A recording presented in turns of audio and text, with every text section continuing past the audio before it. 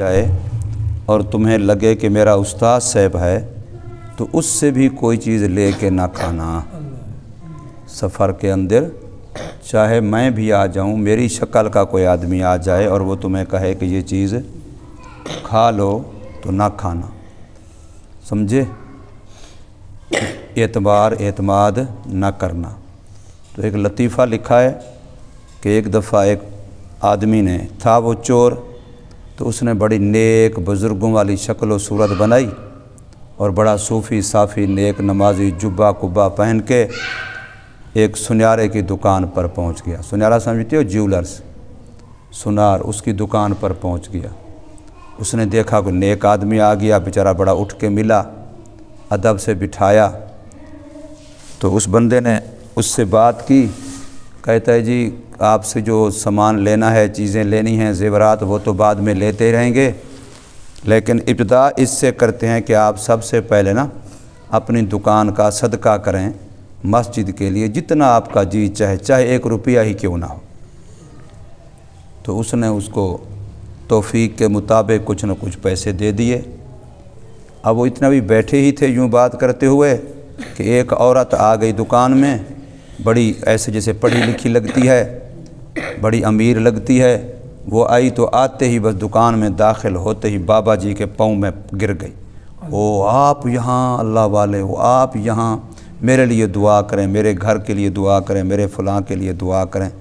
دکاندار بڑا متاثر ہوا کہ اس کا مطلب ہے کوئی سرکار تو پہنچی ہوئی ہے کہ اتنی پڑھی لکھی امیر عورت بھی اس سے دعاؤں کی درخواست کر رہی، اس کے پاؤں پکڑ رہی ہے، اس کا مطلب ہے یہ کوئی پہنچی ہوئی سرکار ہے۔ تو اس نے پوچھ لیا اس عورت سے، دکاندار نے، کہ بھی یہ بابا جی کون ہیں، اللہ والے کون ہیں، کہاں وہ؟ تو ان کو نہیں جانتا؟ ان کو ساری دنیا جانتی ہے، سارا شہر جانتا ہے، تو نہیں جانتا؟ تو بیچارہ کہنے لگا میں دکاندار ہوں، صبح گھر سے نکلتا ہوں، دکان میں آ جاتا ہوں، دکان سے جاتا ہوں، گھر پہ چلا جاتا ہوں، تو مجھے کس سے ملنے جلنے کا، آنا جانے کا موقع نہیں ملتا، اس لیے میں نہیں جانتا۔ بہرحال اتنی سی بات ہوئی تو اللہ والا نصیحتیں کرنے لگ گیا، اور نصیحتیں کرتے کرتے ایک رومال نکالا، کہتے یہ رومال میرا اپنے پاس رکھ لو، اور اس رومال کو روزانہ تم نے ہاتھ منہ دھو کے وضو کر کے اپنے ہاتھ منہ اس سے صاف کرنے ہیں، اپنے چہرے پر پھیر لینا ہے، ہاتھوں پر، دیکھنا تم ایسی تمہارے دکان میں برکت ہو جائے گی، گھر میں برکت ہو جائے گی۔ بس 5 دن صرف میرے رومال کو استعمال کرنا ہے، دیکھنا تمہارے سے دولت سنبھالی نہیں جائے گی۔ اور کیسے پھیرنا ہے؟ ابھی تم ایسے، میں دے رہا ہوں تمہیں رومال، ایسے تم ہاتھوں پر پھیر کے، منہ پر پھیر کے مجھے دکھاؤ، اس طرح سے تم نے روزانہ پھیرنا ہے۔ اب وہ جو ہی رومال اس نے منہ پر پھیرا وہ تو بے ہوش ہو گیا، اس میں نشہ لگا ہوا تھا، وہ بے ہوش ہوا۔ تو وہ لڑکی اسی پیر صاحب کے ساتھ پہلے سے اس کی آپس میں گٹ مٹ تھی، دونوں نے دکان کو لوٹا، پیسے لوٹے، لوٹتے وہ گئے۔ لو جی دکاندار کو جب ہوش آیا، سنارے کو آگے کچھ بھی نہیں ہے، تو ڈاکہ پڑ گیا، لیکن کس انداز سے پڑا پتہ چلا کہ نہیں؟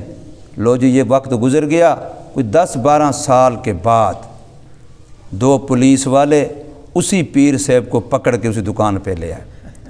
اب دکاندار نے کہا چلو بھی اس کا مطلب ہے کہیں ڈاکہ کرتا ہوا پکڑا گیا ہوگا، تو میرا بھی چونکہ اس نے ڈاکہ کیا تھا تو وہ چوری بھی مان لی ہوگی، اس لیے اس کو میرے پاس لے ہیں۔ انہوں نے کہا بھی دیکھو یہ مجرم ہے، اس کو تو نے پہچانا؟ ہاں جی میں نے پہچانا، اس نے میرے سے بڑا فراڈ کیا تھا، ایسے مجھے یوں کیا تھا، یوں کیا تھا، مجھے لوٹ گیا تھا۔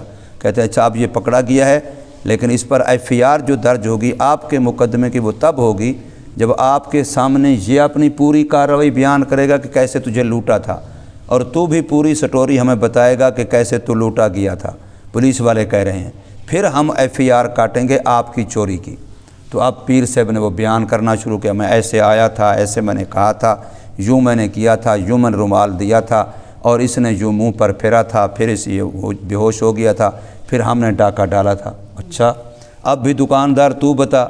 اس نے کہا جی واقعی ایسے آیا تھا، اس نے مجھے رومال دیا تھا، اب رومال پکڑا کے اس کو پھر پکڑا دیا، پھر ایسے ہی اس نے رومال دیا تھا، یوں میں نے ہاتھوں پر پھیرا، پھر یوں میں نے منہ پر پھیرا تھا، تو یہ اب منہ پر پھیرا تو پھر بے ہوش ہو گیا۔ وہ پولیس والے اس کے ساتھ ملے ہوئے تھے، انہوں نے پھر پولیس والے دونوں نے اور پیر صاحب نے پھر دکان لوٹی، وہ گئے۔ تو اس کا مطلب کیا ہے کہ چور جو ہیں وہ مختلف شکلیں بدل کے آتے ہیں، جیسے ہمارے ملک پاکستان کے حکمران کبھی کسی شکل میں کبھی کسی شکل میں، ہوتے سارے ڈاکو ہیں، کبھی پولیس والے بن کے آ جائیں، کبھی عورت بن کے آ جائیں، کبھی پیر بن کے آ جائیں، کبھی کچھ اور بن کے آ جائیں، لوٹنا اس نے ہمیں ہی ہوتا ہے۔ تو اس لیے اس سے سبق ہمیں یہ ملتا ہے پیر صاحب، صوفی صاحب، کہ کسی کے زہر پر عمل اعتبار نہیں کرنا، بلکہ ہوشیار رہنا ہے۔ کیا رہنا ہے؟ ہوشیار رہنا ہے، سمجھے؟